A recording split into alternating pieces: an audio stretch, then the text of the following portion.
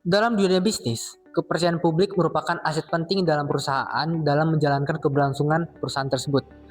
Sebagus apapun layanan yang ditawarkan, apabila kepercayaan masyarakat terhadap perusahaan menurun, perusahaan akan susah mendapatkan loyalitas masyarakat terhadap perusahaan tersebut.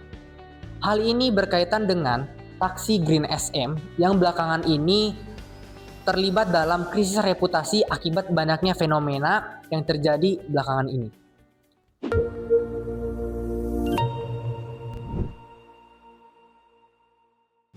Selamat siang Bapak dan Ibu yang kami hormati. Kami dari kelompok 2 akan mempresentasikan strategi dalam memperbaiki kepercayaan publik terhadap taksi Green SM. Perkenalkan, nama saya Muhammad Tizani Al-Ghifari. Perkenalkan, nama saya Hanif J. Punas Mukti. Perkenalkan, nama saya Kevin Ngoy. Perkenalkan, nama saya Armando Maiseni. Dan saya Gerhayan Purba. Oke, kita masuk dalam permasalahan yang dilakukan oleh taksi Green SM. Yang pertama adalah tragedi KRL.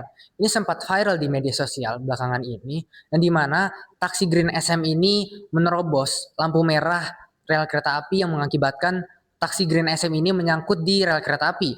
Hal inilah yang menyebabkan terjadinya kecelakaan maut di KRL Bekasi Timur, yang menyebabkan banyak korban meninggal dunia dan luka-luka. Yang kedua adalah menabrak mobil mewah.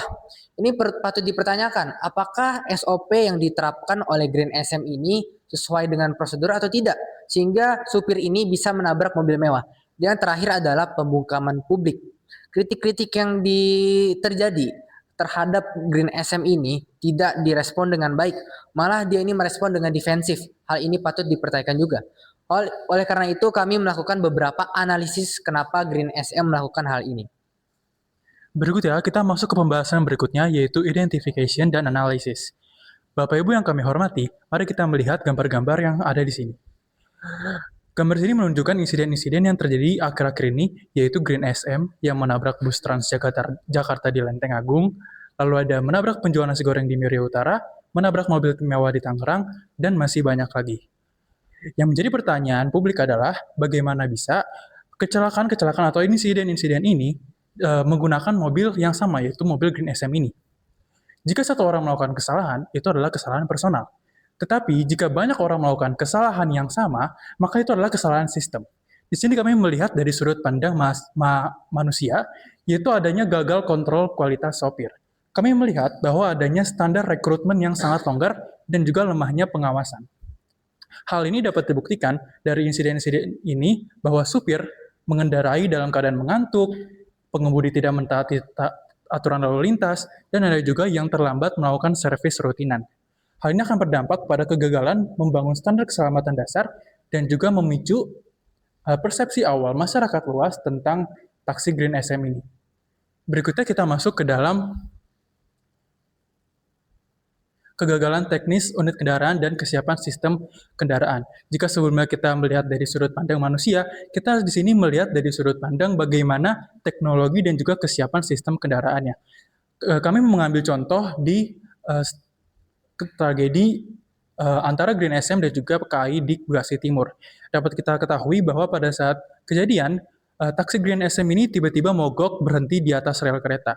Hal ini menjadi pertanyaan publik, karena apa? Ada kelemahan integrasi teknologi. Karena bagaimana bisa mobil yang sudah diluncurkan ke masyarakat luas itu mengalami kecelakaan seperti ini, bahkan menimbulkan banyak sekali korban jiwa. Next. Nah, berikutnya adalah sentimen publik dan kegagalan sistemik.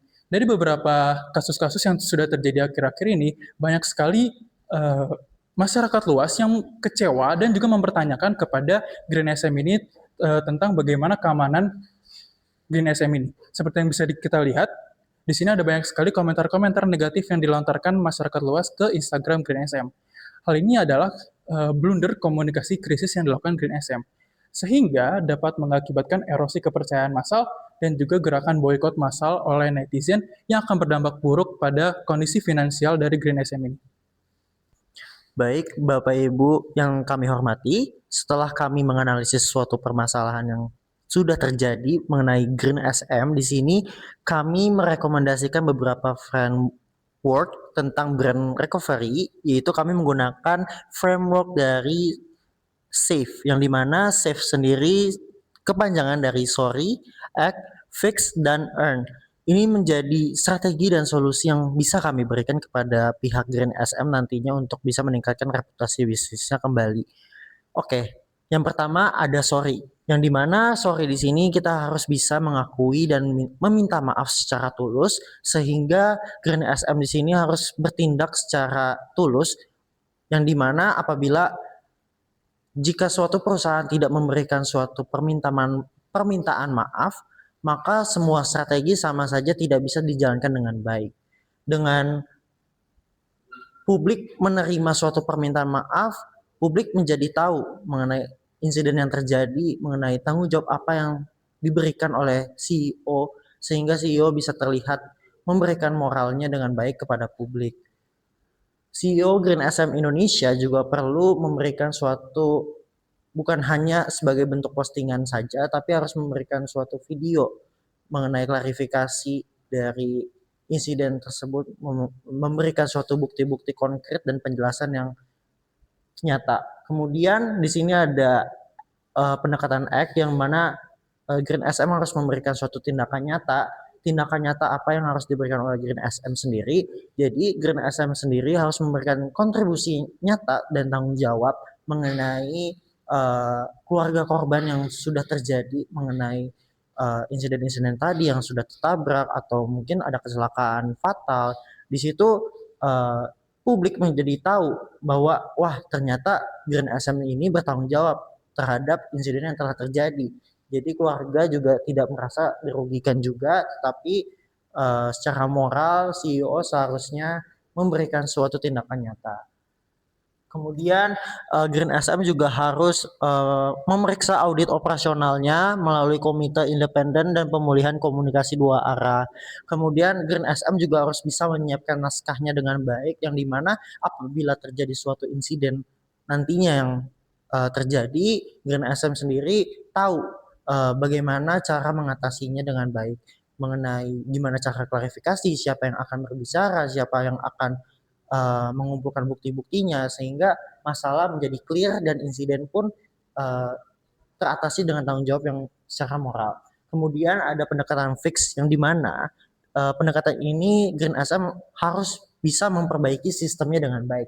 Green SM di sini wajib memberikan sistem yang terbaiknya melalui dua reformasi utama. Yang pertama, Green SM harus bisa mengimplementasikan SOP pengemudi yang terstandarisasi yang dapat diaudit di sisi layanan.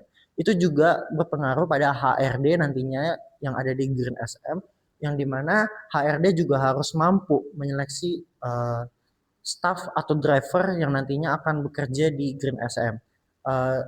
Seorang driver juga harus memiliki kompetensi yang dengan sertifikasi bisa mengendarai mobil dengan baik. Kemudian Green SM juga harus bisa menyusun krisis communication playbook permanen di sisi komunikasi agar perusahaan tidak menghadapi krisis tanpa kesiapan naskah. Terus Green SM juga harus mampu memperbaiki sistem yang ada di mobil, apalagi ini merupakan suatu inovasi baru menggunakan taksi dengan mobil listrik. Sehingga harus diperhatikan lagi mengenai komponen-komponen nantinya supaya tidak terjadi insiden yang lebih banyak lagi. Yang terakhir ada pendekatan earn, yang dimana Green SM sendiri harus bisa membangun kembali kepercayaannya. Gimana sih caranya? Green SM ini harus memulihkan reputasinya, yang dimana Green SM setiap ada insiden harus memberikan bukti-bukti nyata, yang dimana setiap insiden harus dianalisis masalahnya. Penyebab apa yang terjadi di Green SM itu sendiri. Jadi apakah memang insiden yang terjadi itu penyebabnya karena supirnya atau mungkin dari mesin mobil yang terjadi. Karena dengan adanya bukti-bukti tersebut, Green SM bisa terlihat oleh publik mengenai cara menyelesaikan masalahnya dengan baik dan bisa membangun kembali reputasi bisnisnya. Jadi semua publik bisa percaya kembali mengenai bisnis yang ada di Green SM. Oke, untuk memastikan strategi yang sudah berjalan secara efektif, kami sudah melakukan penyusunan secara bertahap dalam 6 bulan. Di minggu 1, mereka fokus diawali dengan membangun kembali kepercayaan. Lalu di minggu 1 sampai ke 4, mereka melakukan tindakan nyata sebagai respon pada kejadian yang terjadi sebelumnya. Untuk ke bulan 1 sampai ke 3, mereka melakukan perbaikan dan penguatan sistem internal. Dan di bulan 3 sampai ke 6, mereka melakukan untuk melanjutkan dari perbaikan secara berkelanjutan. Nah, untuk menyusun dari efektivitas ini, kami membuat 3 Key Performance Indicators atau KPI yang sudah disusun secara objektif. Nah, yang satu ada sentiment recovery rate. Jadi di target ini sentimen publik dari positifnya bisa menjadi lebih dari 50% dalam 3 bulan pertama berdasarkan dari media sosial. Indikator ini dipilih sebagai faktor utama untuk melihat sebagaimana masyarakat mulai pulih untuk kembali mempercayai Green SM. Nah, kedua ada incident rate reduction. Jadi di target ini untuk melihat sebagaimana insiden pelanggaran lalu lintas yang viral yang tidak terjadi selama 90 hari setelah dari pemenuhan SOP keselamatan yang baru. Nah, sekarang terakhir di regulatory compliance score. Jadi di sini dengan target lulus audit dari Kementerian Perhubungan tanpa ada temuan serius. Jadi dalam 60 hari ke depan sinyal kuat kepada publik bahwa perubahan ini bisa menjadi terverifikasi. Nah, berdasarkan dari 3 key ini, maka bisa disimpulkan dari reputasi ini tidak tergantung dari komunikasi perusahaan, tapi dari implementasi nyata dari publik secara terverifikasi. Udah. Oke, kesimpulan dari pembahasan kami di sini ada reformasi kegagalan sistem. Jadi di sini awalnya sistemnya tidak baik sehingga kita memperbaiki menjadikan bagus. Dan yang kedua, eksekusi strategi safe. Jadi di sini seperti teman-teman saya yang sudah jelaskan dari tadi juga. Dan yang berikutnya, yang ketiga, standarisasi dan kepatuhan regulasi. Di sini SOP-nya juga nih awalnya sama juga. Sehingga saya dengan teman-teman saya memperbaikinya menjadi bagus. Dan yang terakhir, parameter keberhasilan terukur. Baik Bapak Ibu yang terhormat, kami dari kelompok 2 telah menyelesaikan presentasi kami mengenai strategi brand recovery dari Green SM. Apabila ada kesalahan kata-kata mohon dimaafkan. Semoga bermanfaat. Sekian, terima kasih.